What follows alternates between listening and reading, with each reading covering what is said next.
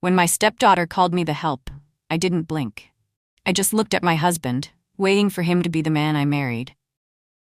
That line is the only way to begin this.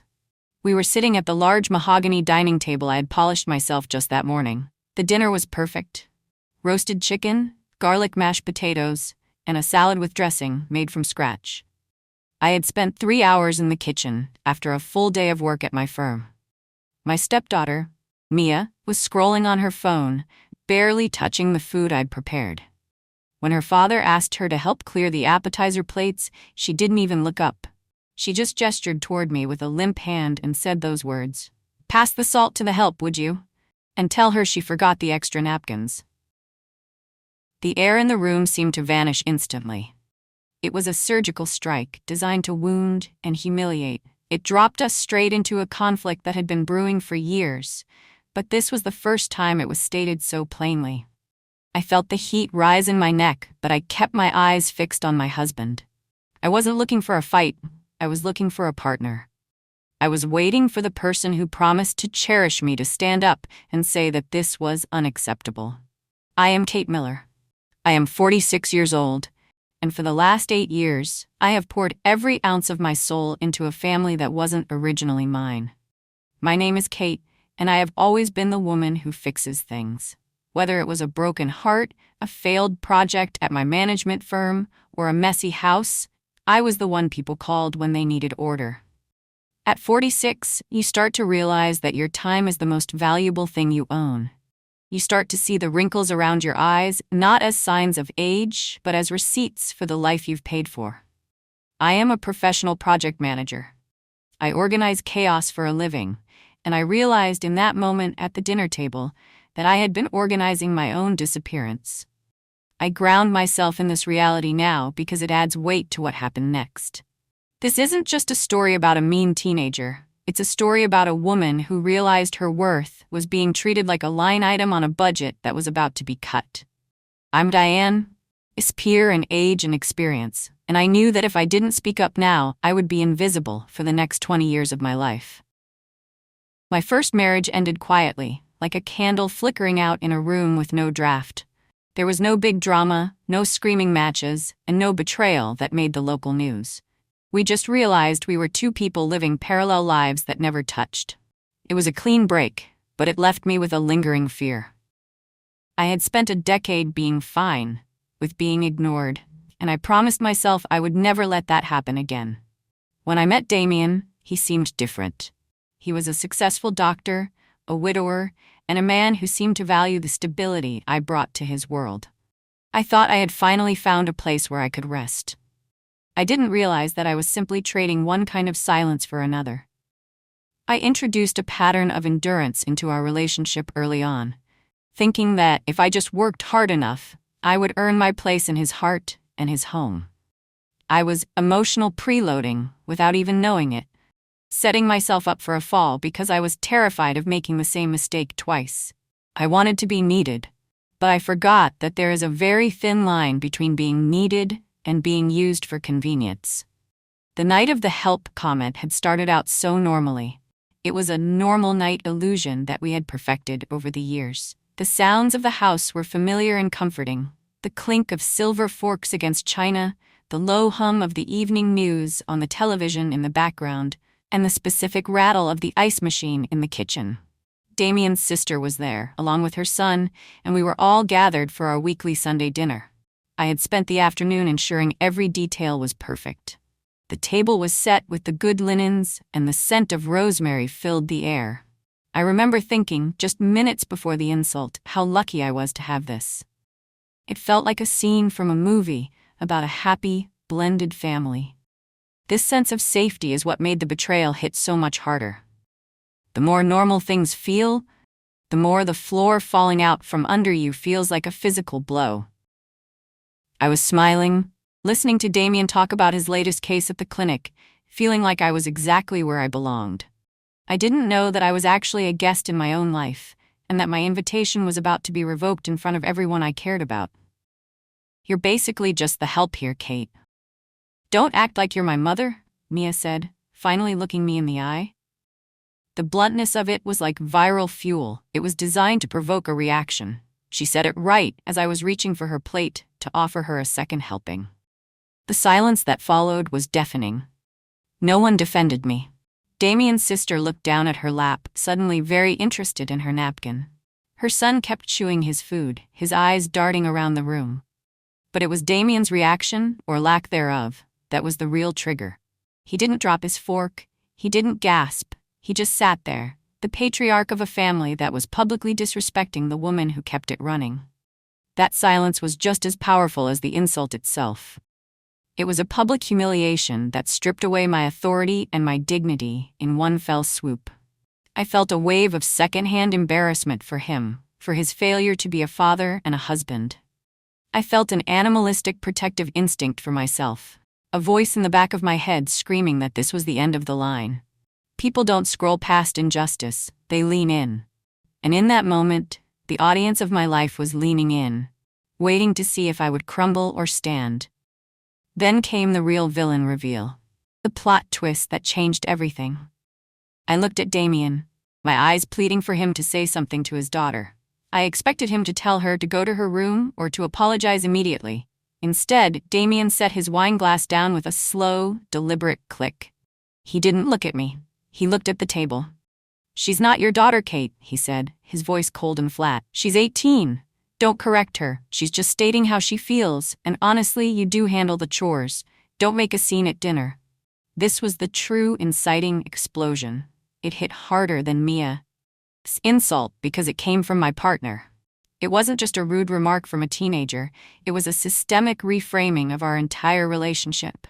He was confirming that he saw me the same way she did. I wasn't his wife. I was a service provider who was getting too uppity. This betrayal from a partner is always worse than an insult from a child. It told me that for 8 years I had been building a life on a foundation of sand. He didn't just fail to defend me. He actively chose his daughter's cruelty over my humanity. It was the moment I realized that this wasn't a one-off mistake. This was who they were. In movies, the woman usually screams or throws a glass of wine. I didn't do either. I felt a strange, icy calm wash over me. It was an unexpected power move, born from pure shock. I looked at Damien, then at Mia, and then back at Damien. My heart was pounding, but my hands were still. I didn't yell. I didn't cry. I didn't give them the satisfaction of a dramatic breakdown. Instead, I just leaned back in my chair and said one word, "Okay." That was it. No explanation, no defense, no argument. Just okay. This is psychologically powerful because it signals an internal shift that the other person can't see yet. It creates a tension through restraint that is far more terrifying than a loud argument. Viewers of this story would know something is coming. When a quiet person stops talking and just agrees, it's because they have stopped trying to fix the situation and have started planning their exit. I watched the confusion flicker across Damien's face for a split second before he went back to his meal. He thought he had won. He thought he had silenced me. He didn't realize that "okay" was the sound of me closing the door on our marriage forever. After dinner, I didn't go to bed. I sat in the dark living room watching the ceiling fan spin in circles. 1, 2, 3. The rhythmic motion was symbolic of my mental processing. I was moving from the raw emotion of the evening into a state of total clarity. It was an awakening moment. I realized that I had been the one paying for the lawn service, the groceries, the utilities, and even Mia's car insurance from my private accounts because Damien was saving for our retirement. I realized that I managed his medical clinic's billing on the weekends for free because he said he trusted me more than a stranger. I was the chief operating officer of a life I didn't even own. The ceiling fan kept spinning, and with every rotation, I felt more detached from the woman who had walked into that dining room. I was no longer a wife trying to keep a family together. I was a professional assessing a failing project. This is the moment where the audience mentally joins the protagonist. We all love a moment where the scales fall from someone's eyes. I wasn't angry anymore. I was focused. I had 8 years of data to process, and I was going to use every bit of it to dismantle the prison I had built for myself. My revenge wasn't going to be dramatic or illegal. It was going to be strategic and realistic. As a project manager, I knew that the best way to collapse a system is to remove the support beams. Instead of shouting, I opened my laptop. I logged into our shared portals. I didn't steal money, I just stopped giving mine away. I canceled the auto-pay for the maid service that I paid for. I canceled the premium cable and streaming packages that only Mia used. I removed my credit card from the grocery delivery apps. I documented every single thing I had done for his clinic over the last year, including the hours of unpaid labor. On YouTube, this explodes because it's practical revenge. It's believable and actionable. Viewers think, I could do this too. This is empowerment, not a fantasy. I wasn't breaking the law. I was simply resigning from a job that didn't pay. I felt a surge of adrenaline as I clicked confirm on the final cancellation. It was a non-dramatic, quiet rebellion. I was taking back my financial power and my time. By the time the sun came up, I had untangled my life from theirs in every digital way possible. They wanted the help. They were about to find out how expensive the help actually was. The next few days provided the narrative dopamine I needed. It was a rapid feedback loop of instant consequences. It started on Tuesday morning. I was in the kitchen having coffee when Mia came stomping down the stairs, looking at her phone with a confused scowl. Why was my card declined at the coffee shop? She snapped, looking at me as if I were a broken vending machine. I didn't look up from my book. I don't know, Mia. Maybe you should ask your father, I said calmly. A few hours later, Damien called me from the clinic. Kate, why is the internet out at the house? And the cleaning crew didn't show up. Did you forget to pay them? I could hear the stress in his voice, and it felt like a cold drink on a hot day. It was an immediate payoff for my actions. It confirmed that my decision worked. I told him I was busy with a client and hung up. These small moments build satisfaction for the audience because they validate the protagonist's decision. They were so used to the gears of their life turning smoothly that they never bothered to see who was greasing them. Now that I had stopped, the machine was starting to grind and smoke. I felt a sense of peace I hadn't known in years. Then came the evidence reveal, the receipts culture moment that every viral story needs. While I was packing my things in the guest room, the room I had moved into that very night, I found an old tablet Damien used for work. It was still logged into his email. I shouldn't have looked, but I did. I found a thread between him and his sister from a month ago. She had asked why he didn't hire a proper office manager for the clinic, since it was clearly becoming too much for me. Damien's reply made my blood turn to ice. Why would I pay someone $50,000 a year when Kate likes taking care of this stuff? She thinks it makes her part of the team. As long as I keep her happy at home, the clinic runs for free. There it was. Proof of manipulation. It wasn't just that he was passive, he was predatory. He was intentionally using my desire for belonging to exploit my professional skills. This wasn't just feelings. These were facts. It validated my decision more than any insult could. Audiences love receipts because they provide a hidden truth that justifies the protagonist's villain arc. I took a screenshot of the email and sent it to my personal account. I wasn't just leaving a bad marriage. I was escaping a long-term scam. My husband didn't defend me because he didn't value me as a human. He valued me as an asset. By Friday, the tension was at a breaking point. I had stopped cooking, stopped cleaning, and stopped answering questions about where the extra napkins were. Damien was frantic, trying to balance his surgery schedule with the sudden chaos of a household that wasn't being managed. He suggested we go out to dinner to talk things through. I agreed, but I chose a very specific restaurant, a busy, high-end place in the center of town where we were likely to see his colleagues. This was the public confrontation scene, designed to be cinematic. We sat at a corner table under the bright lights, surrounded by the social pressure of a neutral ground. Damien looked exhausted.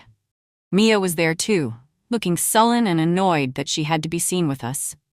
I remained perfectly composed, wearing a sharp suit and a calm expression. I wasn't there to scream. I was there to present data. I had a folder in my bag containing the invoice for my unpaid clinic work and the screenshots of his emails. Why it works. No screaming means more power. I was in control of the narrative. The restaurant setting meant they couldn't make a scene without destroying the very reputation Damien worked so hard to maintain.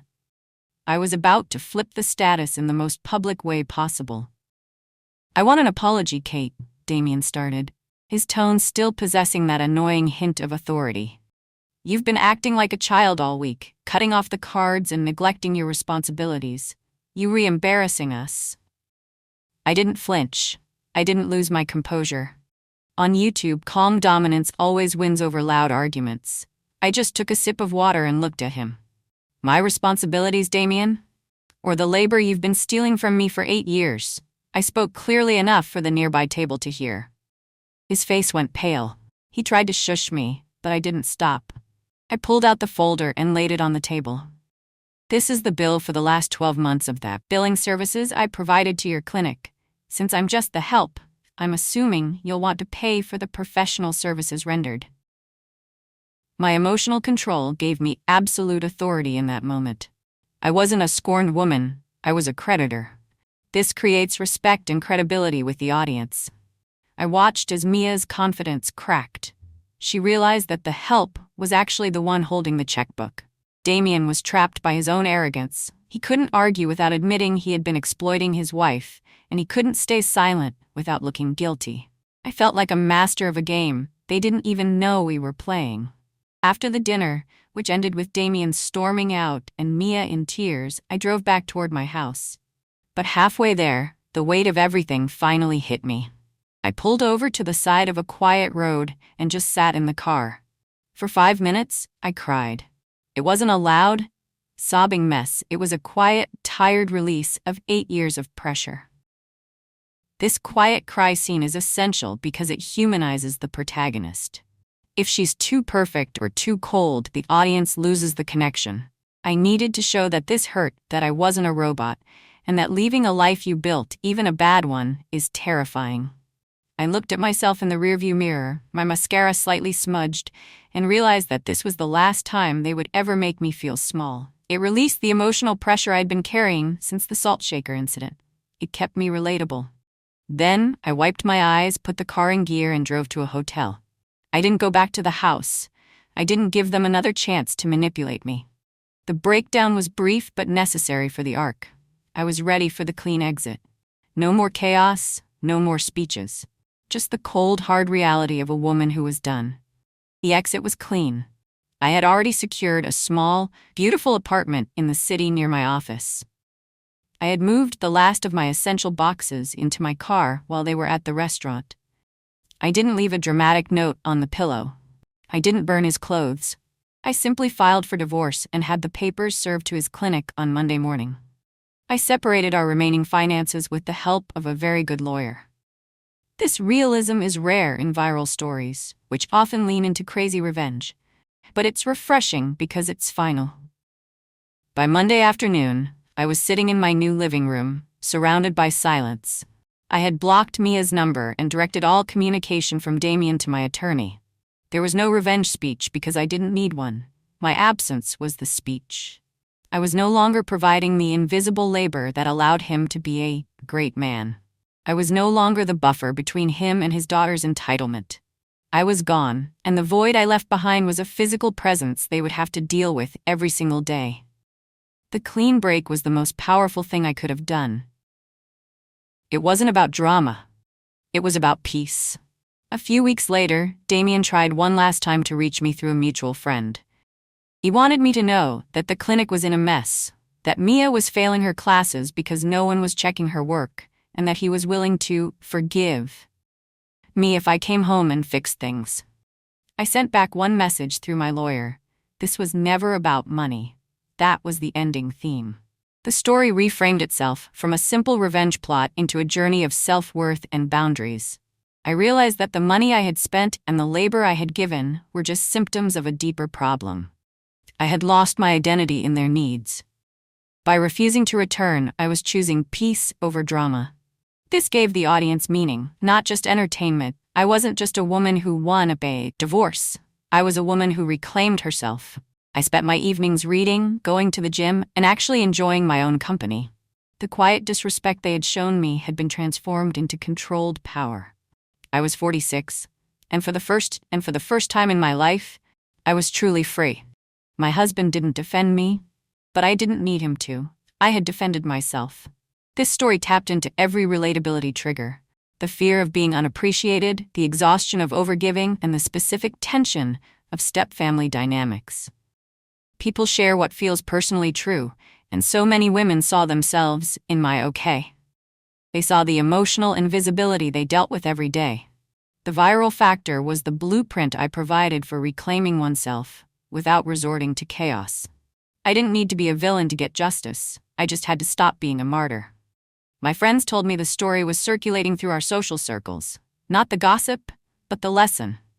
People were talking about pulling a Kate. It became a shorthand for recognizing your own value and walking away from anyone who treats you like an option. The structure of the journey was flawless because it delivered the one thing everyone craves: validation. I wasn't crazy or hormonal or bitter. I was right.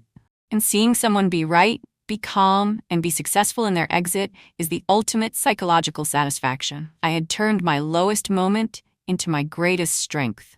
And the wildfire of that idea was something they could never put out.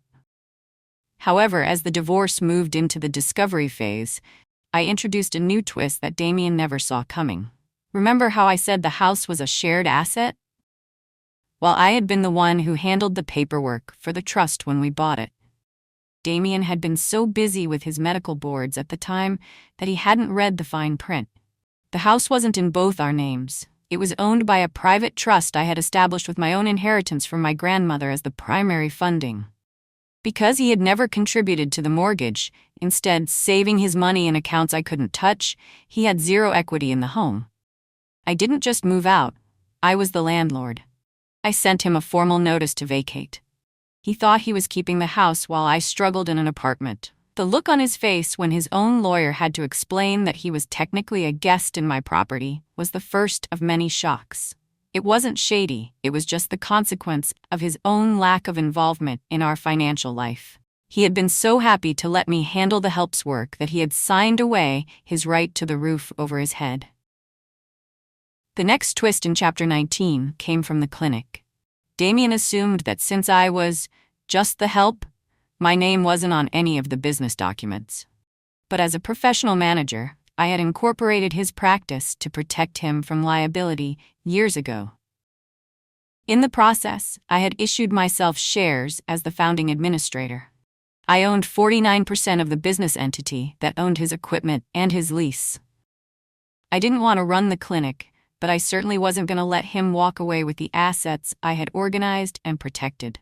I filed a motion to force a sale of the business assets to liquidate my shares. He was facing the reality of having to buy back his own medical equipment from me at market value. He had spent years bragging about his partnership with his wife to his colleagues, but he had never bothered to check what that partnership actually looked like on paper. He was a doctor, but he was a terrible businessman, and I had been the only thing keeping him afloat. Now, I was the one pulling the plug on the life support system of his ego. It was a strategic move that left him gasping for air. Then, the 21st chapter brought the most satisfying social twist. Damien had always relied on me to maintain his perfect dad image. He never knew birthdays, never sent thank you notes, and never organized holiday gatherings. Without me, he forgot his own sister's 50th birthday party, the one I had been planning for 6 months. He didn't show up with a gift, and he didn't even call. His sister, the one who had stayed silent at the dinner table, was devastated. She reached out to me, crying, and I simply told her, "I'm sorry, I'm no longer in charge of Damien's soul." She realized in that moment that by staying silent when I was insulted, she had lost the only person who actually cared about their family's bond. The family voted against me by their silence, and the results changed everything for them. They were now a group of people who didn't know how to be a family without a manager. Damien's reputation as the stable one began to crumble as he missed meetings and ignored social obligations. He was learning that the help was actually the architect, and without me, the building was collapsing in real time. Twist 21. Mia's college fund. Damien had assumed that the money for Mia's upcoming senior year was sitting in a joint account. It wasn't. I had been the one contributing to a specific 529 plan for her, using the bonuses from my firm. After the help comment, I didn't close the account. That would be cruel. But I did change the beneficiary to my own nephew. Damien had plenty of money in his private savings, but because he had never bothered to look at the college accounts, he didn't realize they were empty until the tuition bill was due. He had to drain his own retirement fund to pay for her school. Mia, who had treated me like a servant, suddenly found herself living on a strict budget because her father was now cash poor from the divorce and the house situation. She tried to call me, screaming that I was stealing her future. I simply reminded her that the help doesn't usually pay for the employer's children to go to Ivy League schools. I wasn't being mean, I was being fair. I was no longer funding a lifestyle for people who didn't even see me as a human being. As we reached chapter 22, the final legal twist dropped. Damien's lawyer tried to argue that I had abandoned the marriage. I countered with the email I had saved from his own tablet, the one where he admitted to using me for free labor. My lawyer presented it as evidence of financial abuse and bad faith in the marriage. The judge was a woman who had clearly seen this story 100 times. She didn't look kindly on a wealthy doctor who bragged about tricking his wife into being an unpaid office manager. The settlement shifted heavily in my favor. I didn't just get my half. I got a professional services premium. Damien was forced to pay me for the years of work I had done for his clinic at the full market rate of a senior project manager. It amounted to hundreds of thousands of dollars. He was losing his house, his business equity, and his reputation, all because he couldn't bring himself to tell his daughter to be polite. The cost of his silence was becoming the most expensive thing he had ever bought. I sat in the courtroom, watching him realize that his quiet life was gone forever. The downfall reached its peak in chapter 23. Damien lost the house. He had to move into a 2-bedroom rental, and Mia had to get a part-time job at the very coffee shop where her card had been declined. The social circle he loved so much had completely distanced itself from him, not because of me, but because he was no longer fun or easy. He was bitter, stressed, and always complaining about his evil ex-wife. People don't like to hang out with the man who got outsmarted by the help. I, on the other hand, was thriving. My firm had given me a promotion, and I was traveling again. I had a new partner, a man who actually knew how to cook, and who defended me the one time a waiter was rude to me. The contrast was the ultimate emotional payoff. I hadn't just survived, I had leveled up. Damien was stuck in a past he had destroyed, while I was living in a future I had built. The decision he didn't expect wasn't just to leave. It was to thrive so loudly that he could hear it from his tiny rental apartment. In the penultimate chapter, I had one final meeting with Damien to sign the last of the papers. He looked 10 years older. He asked me, "Was it really just about that one dinner? Was it really just the salt shaker?" I looked at him with genuine pity. "No, Damien. It was about the 8 years of dinners where you watched me disappear and didn't say a word. The salt shaker was just the moment I realized you were enjoying the view while I vanished." I signed the paper and walked out. I didn't look back. I didn't need to. I had delivered the most significant emotional payoff. I had forgiven myself for staying so long. My rise was complete. I was no longer Kate Miller, the woman who fixed things for people who broke her. I was just Kate. And that was more than enough. I drove away from the lawyer's office with the windows down, the wind catching my hair, feeling a lightness in my chest that was worth more than any settlement. I had reclaimed my narrative, my money, and my life. The story was over, and for the first time, I liked the ending. The final chapter is the legacy. My story went viral, not because of the revenge, but because of the message. I receive messages every day from women who said, "Okay," after reading about my journey.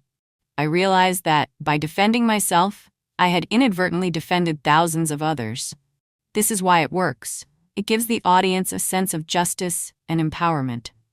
You don't need permission to stop being used. You don't need to wait for him to defend you.